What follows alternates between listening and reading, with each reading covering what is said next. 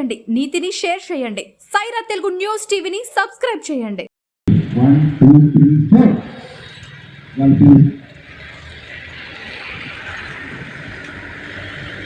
3 4 exercise ఆసనం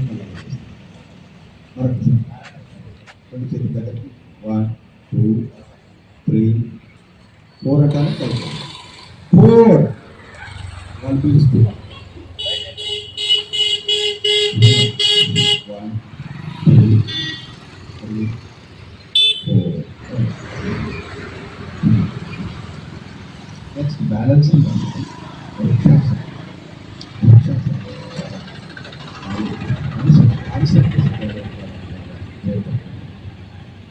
ఆకారం చేయాలి. 1 2 3 4 గాలి ముక్కు ద్వారా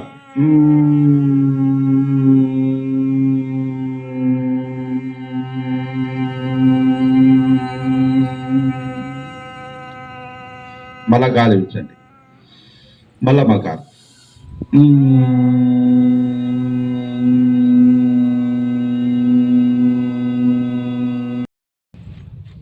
6 రిలాక్స్ రిలాక్స్ మెల్లగా చేస్తాం. అందరు పెద్దవాళ్ళు ఉన్నాం, పిల్లలు ఉన్నారు, ఒక కొద్ది రిలాక్స్. ఇప్పుడు సైడ్ తలను సైడ్కు ఇటువైపు ఇటువైపు right. First time right side 1 right side తలను మాత్రమే. 2 లెఫ్ట్ సైడ్ మెల్లగా చేయండి. 3 రైట్ సైడ్ మెల్లగా.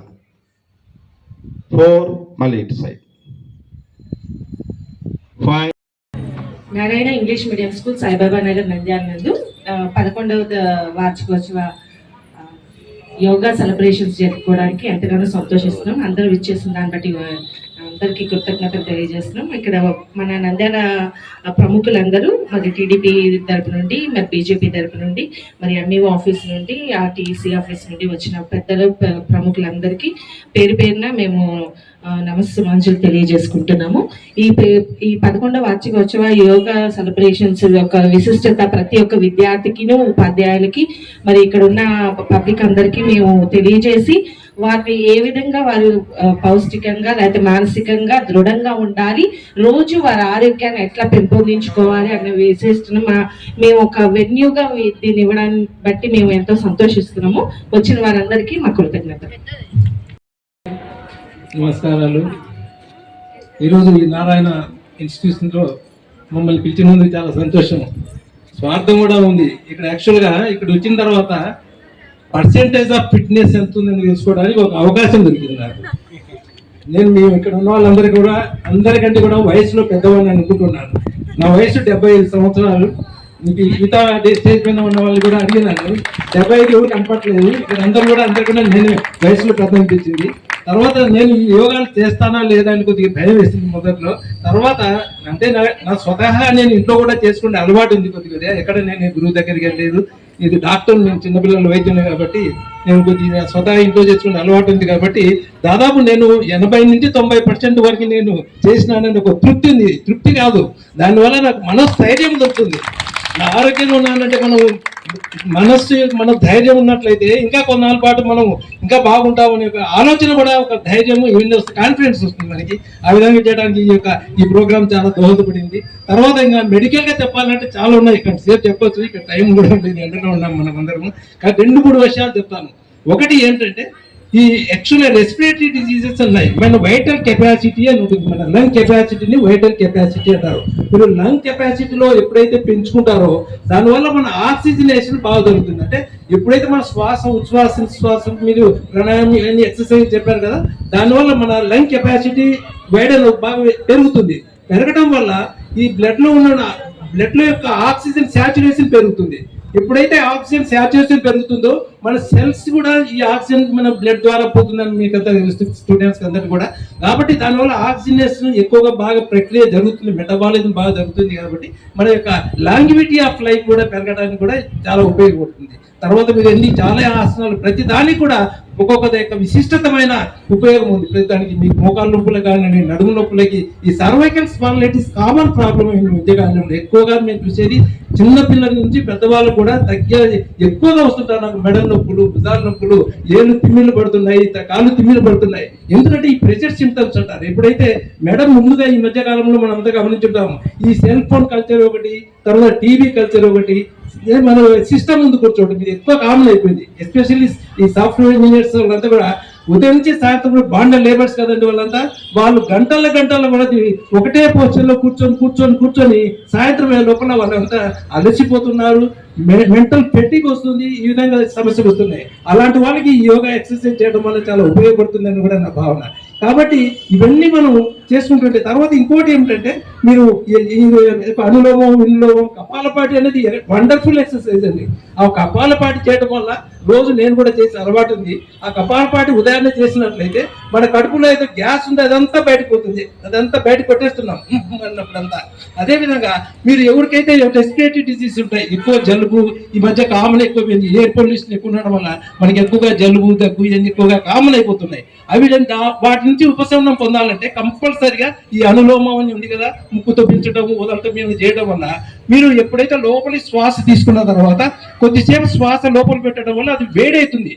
ఆ వేడిని ఎప్పటి నుంచి ఆ వేడి ఎయిర్ని మీరు ఫోర్స్ని ఎగ్జైల్ చేసినప్పుడు ఆ వేడికి ఫోమెంటేషన్ లాగా వచ్చి థ్రోట్, ఈ బ్రాకస్, థ్రోట్, నోసిల్స్ ఇవన్నీ కూడా ఆ జలుబు కూడా తగ్గిపోయే అవకాశం ఉంది. ఇది వెరీ గుడ్ మెడిసిన్స్.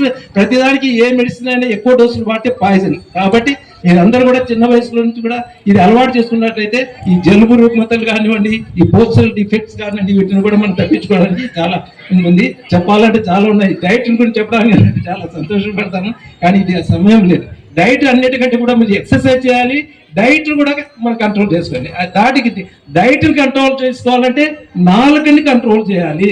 నాలుగు వాటి మహా చెడ్డ నోరు అంటారు మీరంతా. ఇది యాక్చువల్గా మనం సైంటిఫిక్గా చెప్పడం ఏంటంటే mouth is the dustiest organ in the body.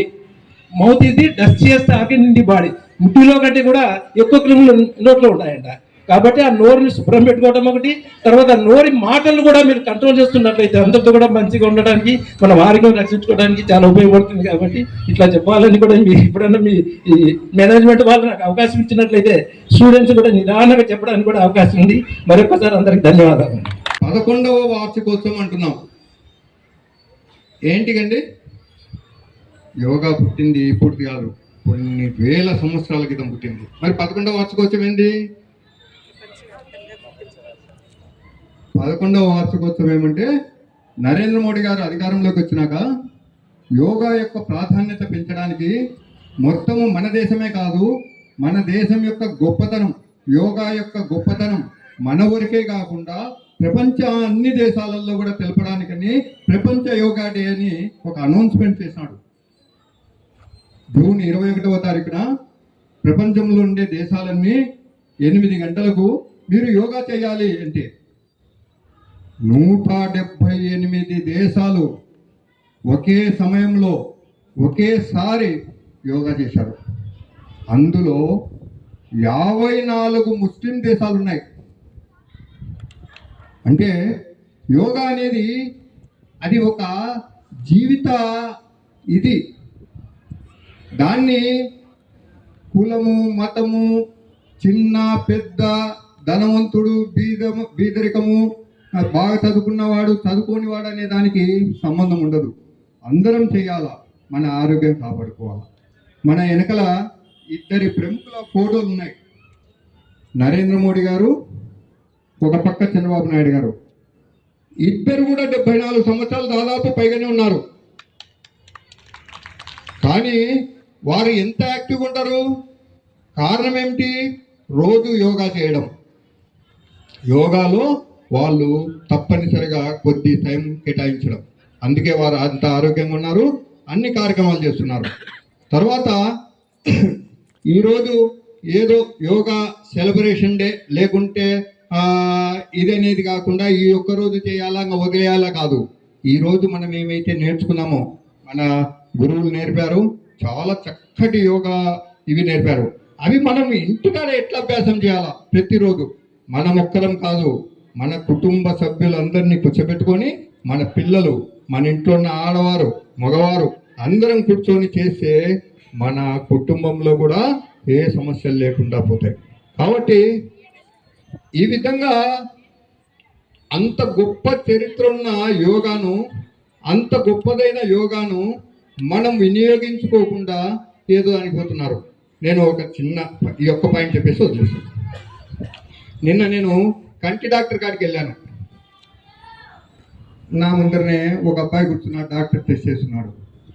చిన్న అబ్బాయి, బహుశా 14 ఏళ్ళు ఉంటాయేమో. ఆ పిల్లోనికి కళ్ళు సరిగ్గా కనపడడం లేదు. డాక్టర్ అడిగారు, టీవీ చూస్తావా? చూస్తాను. సెల్ ఫోన్ చూస్తావా? చూస్తాను. ఎప్పుడెప్పుడు చూస్తావు? ఎప్పుడు చూస్తాను. ఆ సెల్ ఫోన్ కళ్ళ ముందర పెట్టుకొని 24 గంటలు చూస్తుంటే ఆ పిల్లోని సైట్ పోయింది, ఆ పిల్లోని భవిష్యత్తు పోయింది. అందుకే డాక్టర్ చెప్పాడు, నువ్వు సత్యాన్ని లైక్ చేయండి, నీతిని షేర్ చేయండి. సైరా తెలుగు న్యూస్ టీవీని సబ్స్క్రైబ్ చేయండి.